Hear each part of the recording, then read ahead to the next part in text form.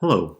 What I want to do in this video is walk you through an example of a famous Supreme Court case so you can see a visual similar to what you are going to be producing on your assigned case.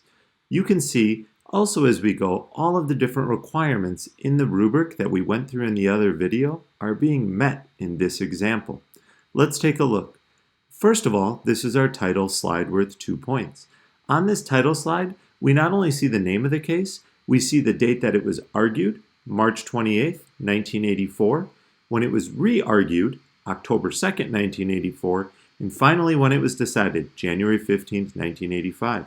We also see the name of the individual, in this case Mr. Stacy, his first hour. So what we have here is all of the requirements being met. Now, Mr. Stacy has become an expert on this case, so let's see what he's able to present or explain to us so we can also become knowledgeable on it. The second slide is the background information that's so important to any case. You will see, as is the case and requirement for each slide, he also has an image. The Fourth Amendment. Let's take a look at this case. The constitutional question or central issue. He has told us that this case deals with the Fourth Amendment, and in particular, you need to be sure to explain what part of the Fourth Amendment it is. He tells us that this deals with searches and seizures. And in fact, does the exclusionary rule apply to searches conducted by school officials in public schools? So we know just from this slide that it's a Fourth Amendment search and seizure issue, and this case deals with searches being done in school. Definition he gives us here is exclusionary rule, which is evidence obtained illegally cannot be used in court. So this is referencing, in this case, Mapp v. Ohio, which says that information or evidence that is obtained via an illegal search cannot be used against the defendant in court. So we're getting the central question and the central issue. Now, let's learn a little bit more about this case in particular. As we look at the background of this case, TLO was a high school student in the state of New Jersey. The assistant principal was notified that there was two individuals in a bathroom that were smoking. And the assistant principal went into the bathroom and basically found TLO, that's the individual's initials, and another individual in the bathroom, and it smelled like smoke. So the assistant principal searched TLO's purse looking for cigarettes. He found cigarettes, but he also found marijuana and a list of students who owed TLO money. Turned out TLO had been dealing drugs. Now TLO felt as though her Fourth Amendment rights were being violated because that assistant principal did not have a search warrant, and that as a result of not having a search warrant, that the evidence that they obtained should not be able to be used against her in court, a la the exclusionary rule from Mapp v. Ohio in 1961.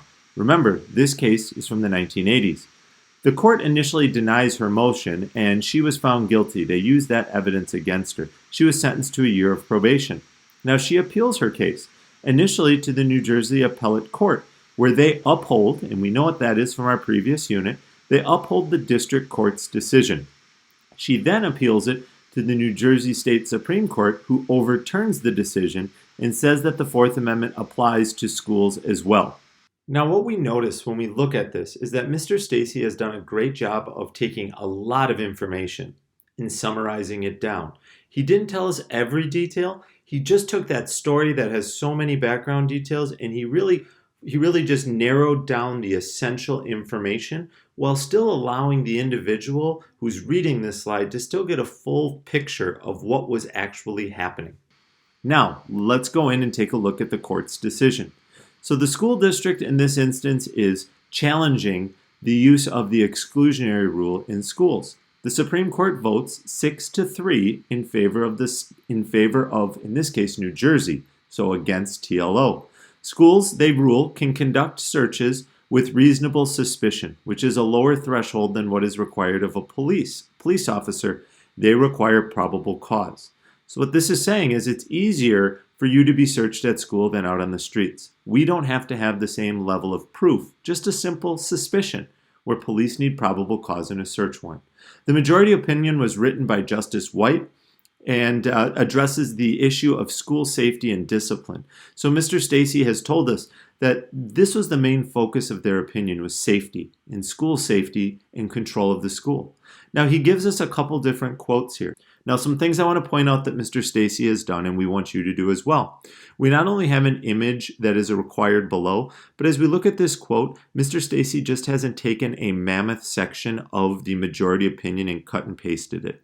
He's read through it, and what he has done is he has narrowed down to just about 3 to 5 sentences the summary of what that justice was saying in that majority opinion. And that's what we want you to do as well, is to narrow that larger quote down into a much shorter one with smaller snippets, so to speak, as we look at this. So we can see that in the end, why the court ruled against TLO and made it easier for schools to search you. Now, we also can see in this 6-3 ruling up here, there was a dissenting opinion. So let's take a look at what that was. The dissenting opinion was Brennan, Marshall, and Stevens. They were in the minority. Justice Brennan's dissenting opinion, as well as Justice Stevens' dissenting opinion. So what we see here is that all three of those justices did not necessarily agree on what their dissent was. So, Mr. Stacy has included for us quotes from both of the separate dissenting opinions. So Justice Brennan says that this was just simply going to create more problems, and that's why they didn't want to agree with the majority. So he gives us a quote that supports his summary here, which is that this is going to create more problems. Justice Stevens' dissenting opinion says the search itself was not reasonable. So Mr. Stacy is summarizing as well as giving us quotes here, and this is what you're going to need to do. Now, let's continue. If we look at the principle that is established, basically what this means is that moving forward, if school officials have reasonable suspicion here to believe that a student is in possession of illegal items, drugs, alcohol, or if they pose a threat to safety of the school, they can search you.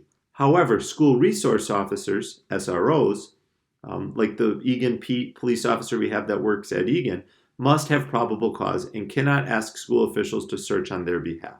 So what we see here is this is bringing it all back together and summarizing it for us. So as we look at Mr. Stacy's presentation, he has met all of the requirements. All of his information is accurate. He has images. He has quotes for the majority and the dissenting. And again, as we look at his dissenting and majority opinions, he has the sources that are required there, so he doesn't lose points for that. So this is what you are going to be producing, but just for your case. Now, when you are done with this, you are going to share your Google presentation with your prospective teacher, whether that be Mr. Stacy, myself, Mr. Heil, Ms. Langenhan, Mr. Toole. You're going to be sharing that with them via Google Drive. They then will be sharing all of the cases in a shared folder with your class. Hope this makes sense. Once again, if you have questions, just reach out to us via email with any of those questions. Thanks for listening.